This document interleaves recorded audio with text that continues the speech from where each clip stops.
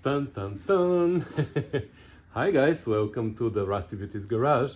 And today we're gonna do a little bit more work on this 1975 TR6 behind me by the name of the orange pillar. So previously we installed front and rear anti-sway bars from GoodParts. So if you want to see that episode, I'm gonna put a link here. I've also installed the solid steering rack mounts, again from GoodParts, but I didn't film that because it's a pretty straightforward process. And in this episode we want to install another upgrade. We want to replace these shock links with an upgraded one from GoodParts. So let me show you what we have. So what we have here is shock link set, rod end, rear for TR4A, IRS, TR250 and TR6. Item number 2613 from GoodParts. I'm going to put a link to their website. And as all the GoodParts products, they come with detailed instructions, which is great. Wow, they're pretty long. Okay, I'm gonna sit down and read those, and we're gonna start installing them together.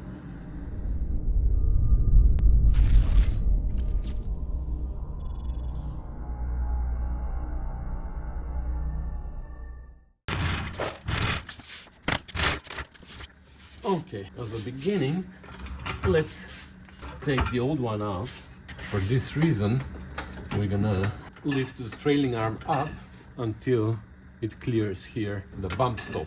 Now we're twisting also the sway bar, right? But that should be enough. I previously removed this to help the installation of the sway bar, so now it's not tight. That's why it's so easy to undo it. Okay, before we loosen this completely, let's try to split here on top, because that's gonna be fun.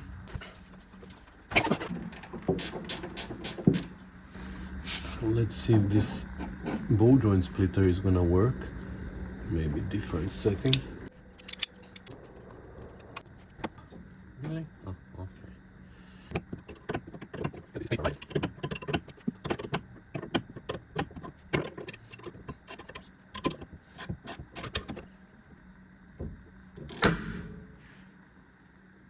Something's not.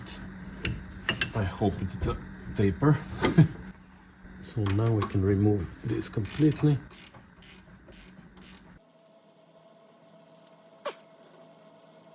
Come on, this was out just 2 hours ago.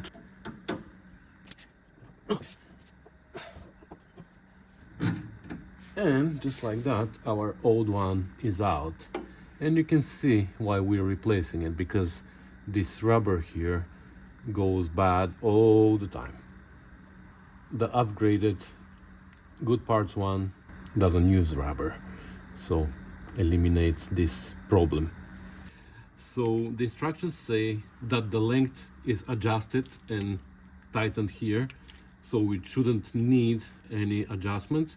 It is made to be the exact same length as the original one. However, this doesn't use rubber, so the original one with the rubber should match this length, which it does. So it shouldn't need any adjustment here. Also, this bolt is factory torqued, and the nut as well. So this also doesn't need anything. So we should only be worried about the top end and the bottom end. This part here we don't touch, we pretend that it's not there. So before I start installing it though, I'm gonna take out the shock and I want to check it. I want to check it for leaks, I want to check the operation of it. We want to top the oil maybe, and then we're gonna come back and install the link. If you don't want to see that part, then go to this time of this video to continue watching installing this. If you want to stay with me and check the shock together, then just continue watching. Okay, so to take out the shock, there's this bolt and another one in the back. I believe they're 5/8. Let's try and get this out of the way. Okay, that wasn't too tight. Okay, and the other one. And yes, you see correctly, it's missing the boot here for the splice. we're gonna let the owner know, because that's pretty important to keep it dry there. Okay. Oh. So here's our shock. It is oily, but I think it is because of the whole car has been oil sprayed underneath, so I don't think there are any leaks, which is good. Let's take it to the bench. Okay, so even though I'm really tempted to take it to the parts washer and wash it, I'm not gonna do that because the Varso that I'm using inside the parts washer might damage the seal here. Hasn't been leaking so far, so let's not destroy it. It's probably 50 years old. So I'm just gonna wipe it.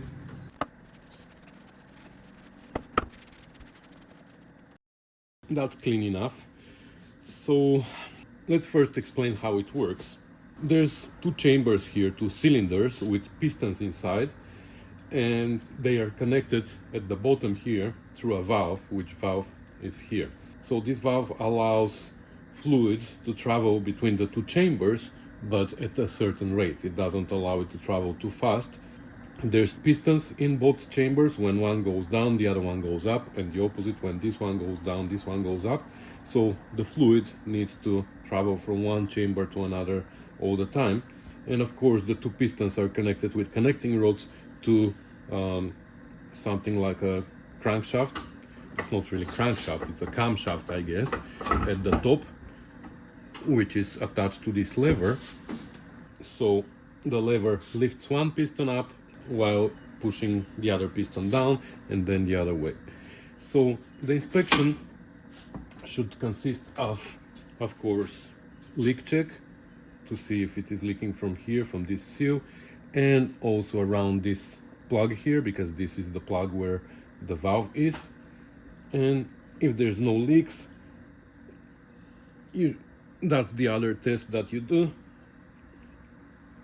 You make sure that all the way from top to bottom you have a consistent resistance of the lever. There are a few ways to adjust the resistance that this arm has through the valve inside. There are a few springs that you can put shims on the springs, and there's a nut that you can tighten. But the most common way to adjust the stiffness, let's say, of the shocks is by changing the fluid. Some people use jack oil, some people use motorcycle fork oil. Here in our case, what we're gonna use is fork oil, and we're gonna probably add a little bit of this heavy duty oil stabilizer, which is pretty thick. We're gonna decide how much to add. I'm gonna try to memorize how stiff the action is, and then later when we pour the oil, we're gonna try to make it a little bit stiffer than what it is now. So anyways, first of all, let's open the top cover and see what's inside. There's a gasket here. So if you don't want to open the cover, you just want to top it up, you can open this and top it up, but we want to replace the oil. So we're going to open everything and we're going to drain it properly.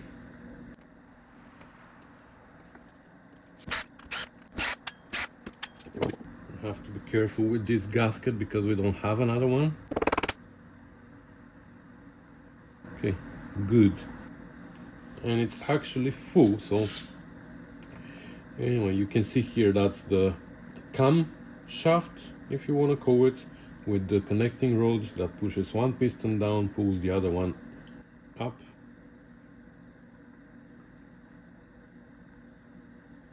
Here's the other connecting rod. Okay, well, let's drain this. I'm actually gonna suck it.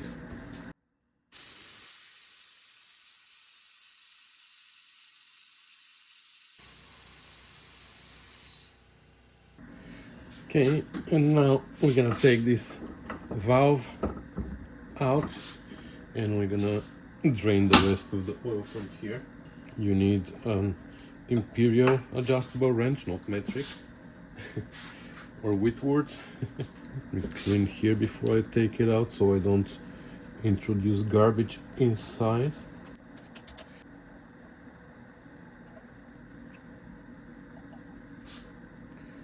So there's an O-ring here. That's what seals on the outside. Aren't there supposed to be other O-rings inside? So here, that's one way to adjust the resistance, I guess, of this valve. And there must be more parts inside, like this spring. And in some cases there's a washer here that adjusts the tension of this spring as well. Like in our cases, we don't have anything else. Let's drain the rest of it. I'm gonna watch for other parts that eventually come out. There's nothing.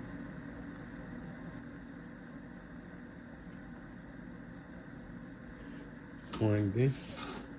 Oh, see, that's what I didn't think of. Okay.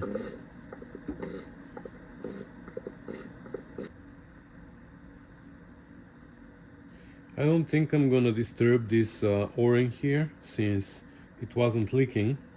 So the spring and the valve are assembled and we're gonna put them on. And now we're gonna pour the new oil. It looks like it was new oil because this one is also green. Okay, but that's not all. So now we're gonna start playing with it, because now we filled up the chambers on top of the pistons, but now we need to make sure that it goes under the pistons as well, and it pushes out all the air from the cylinders. You know what I mean?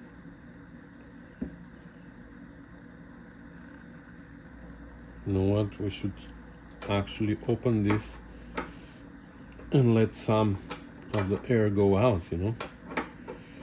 Now there's airlock, I guess, because it's a thick oil.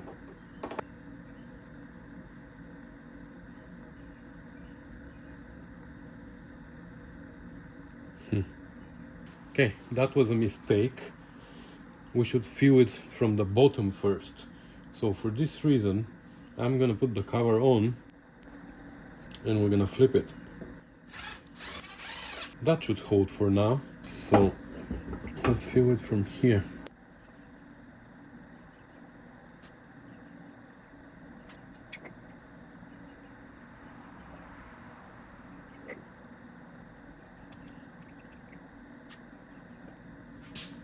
So I keep moving the lever,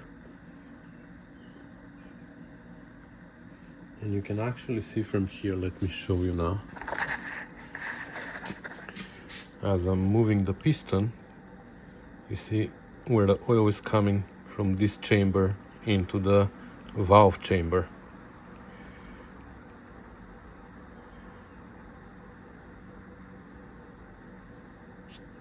See, now it is moving from the bottom up, going into this chamber, and now it's going back.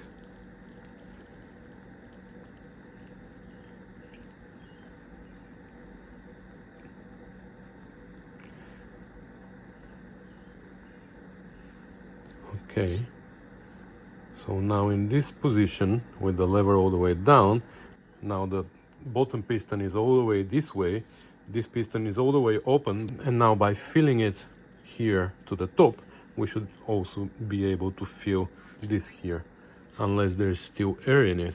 So I'm gonna point it a little bit like that, so we can get rid of the air. And I'm gonna fill it.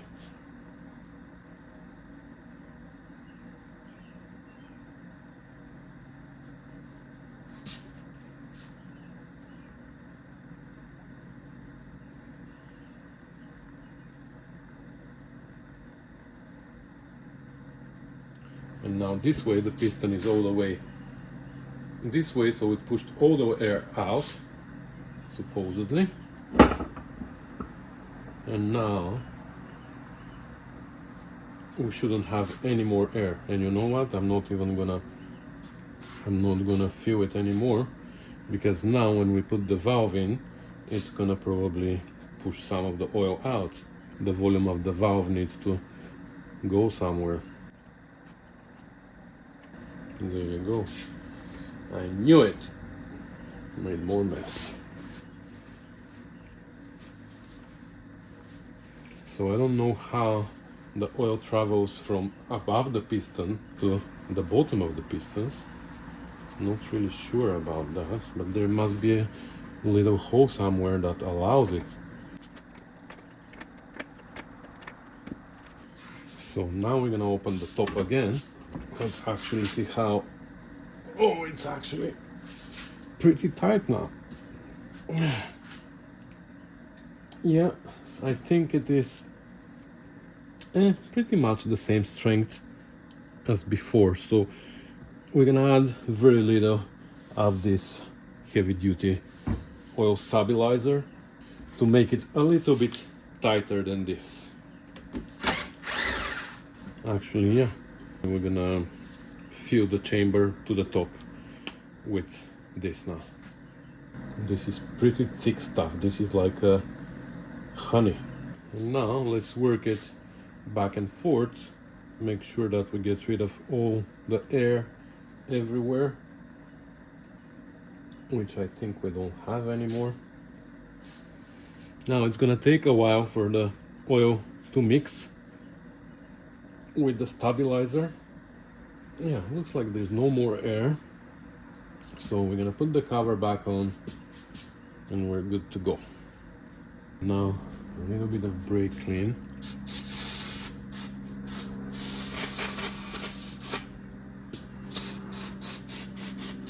Because it's a mess. Okay, I'm gonna play with it a little bit more so the oil can mix, and then we're gonna go install it on the car. Oh, wow.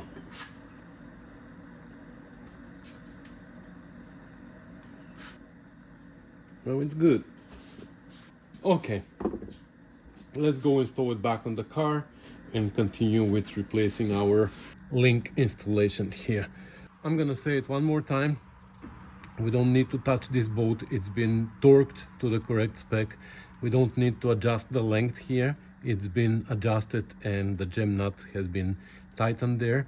So now we're gonna make sure that the bottom fits properly. So you see this like a shoulder here. It needs to fit inside this hole. The instructions say that this hole varies from one trailing arm to another, so we have to make sure that this can fit properly. We can just look bottom up. Yeah, it fits well. So we're gonna clean this here so there's no garbage, there's no ridges from the casting.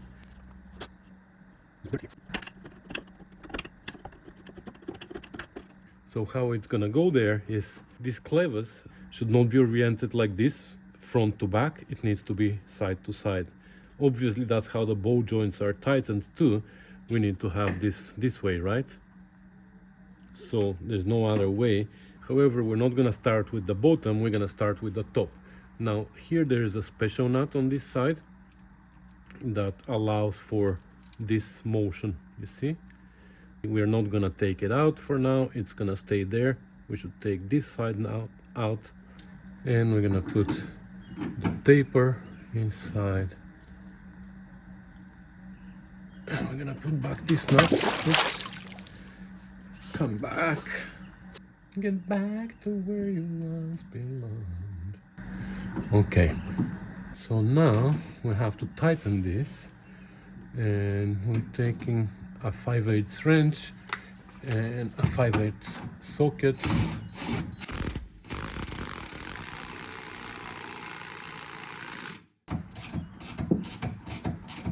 We have to torque both to 45 foot-pounds.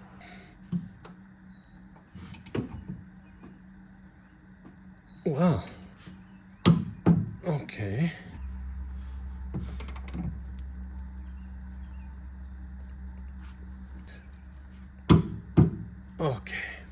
And now we can lower this. No rubber, no nothing, it's a hard mount. We have to make sure that it, again, it falls into the hole. The shoulder falls into the hole. I'm gonna put the washer underneath.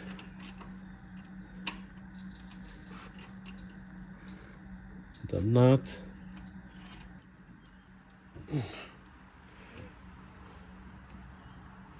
This is how we want to keep it.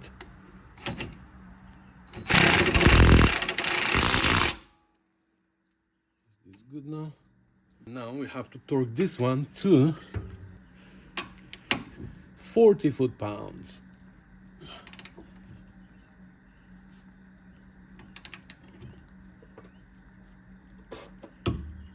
There you go. In the instructions it says about this bolt here should clear in any circumstances. Doesn't matter of the height of the ride of the car. And if it doesn't clear, then you have something wrong with your suspension. Maybe you have way too many shims in the front here or something else, so you should investigate. But in our case, everything is okay, so we're good to go. One side done, one more to go. Okay, so here is the other valve on the other shock, and this one is a different style. It has an O-ring here, so that's interesting. I don't know, am I missing something? I went and I watched my clip from the other side, like I thought that I missed something, but obviously I didn't. Like, this is different. So anyways, this one here, the O-ring feels soft. I actually think that these shocks have been rebuilt before, like recently, I mean, because the oil was good and gaskets look good, and everything looks like it is brand new inside. So maybe they were rebuilt at some point. Oops, don't lose that. Anyway, just wanted to show you. I'm gonna assemble this other side now. Alright, so this shock is installed again, and this link is installed, and that's how you install these shock links from GoodParts. If you haven't seen the sway bar installation video, you can watch that. We installed the front and the rear sway bars from GoodParts, and they are pretty straightforward, but there are some details that you need to know. So here's a link to that video, and also I have a video of installing the adjustable trailing arm brackets from GoodParts. So I'm gonna put a link to that video in the description as well, just if you're interested in all these upgrades from GoodParts. So that's gonna be everything for this video, guys.